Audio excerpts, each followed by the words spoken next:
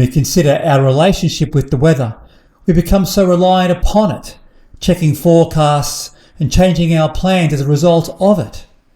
It's no wonder that our moods can become affected by the weather. This video will talk about why this is the case, and will also provide some insights to how we can manage our moods despite the weather. If you enjoyed this video, please press the like button, subscribe to the channel, and leave your comments, and click the notification bell to be aware of future videos. This is how our moods can become affected by the weather, and I look forward to seeing you on our next journey. We have a complex relationship with the weather. We are constantly receptive to its sounds and visions. The tapping of rain on the roof, a sauntering sun that wanders with us in the distance, a meandering gust that chills us as we walk in the park. The weather is constantly changing, and we are equally curious about its shifts. We become reliant on forecasts and consider how cold or hot it may be. We ponder if water will fall from the sky. It's one of the most talked about topics, and there is one thing that we know for sure, that the weather follows us wherever we go. This can then ask the question, are we so reliant upon the weather that it affects our moods? This video will demonstrate how this is the case, and will also provide some insights as to how we can manage our moods even if we are affected by the elements. There have been many studies investigating the relationship between our moods and the weather, most of which find a correlation between our lower moods with lesser sunshine hours. Research also connects lower temperatures with our ability to concentrate. In fact, studies in the United States notice how our brains pump serotonin when exposed to sunlight, a chemical used to help control our moods. Low levels of serotonin are also believed to contribute towards depression. Hence the need to go for walks and be with nature and absorb vitamin B from the sun's rays. So in essence, sunlight has the ability to change our brain's chemical formation. And if we think about it, sunlight also changes our activities and plans, which can affect our mood and disposition. It also works in the opposite direction.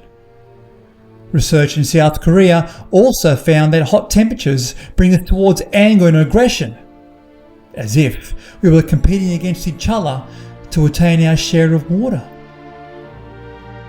It almost seems evolutionary that we would adapt to ourselves to such lengths. What if then we looked at our moods in themselves?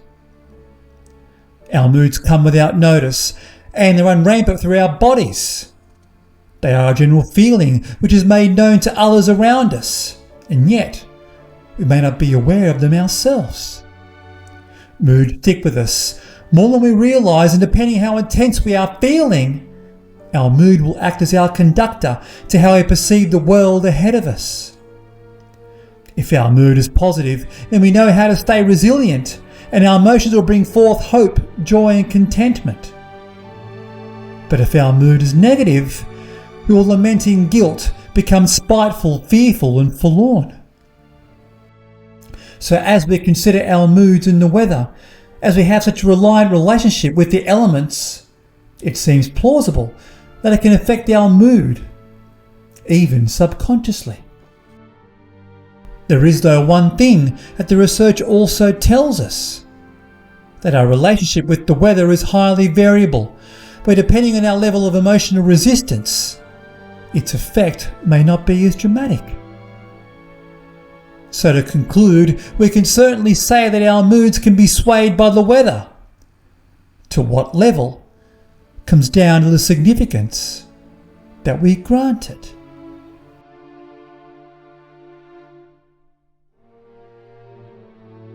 If there is one thing that we cannot deny, whether it be from the weather or the wrangles within our body, we are all creatures of our moods.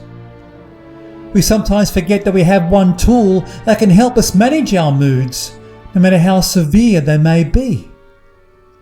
And that is our power of creativity, to think beyond what our moods are telling us.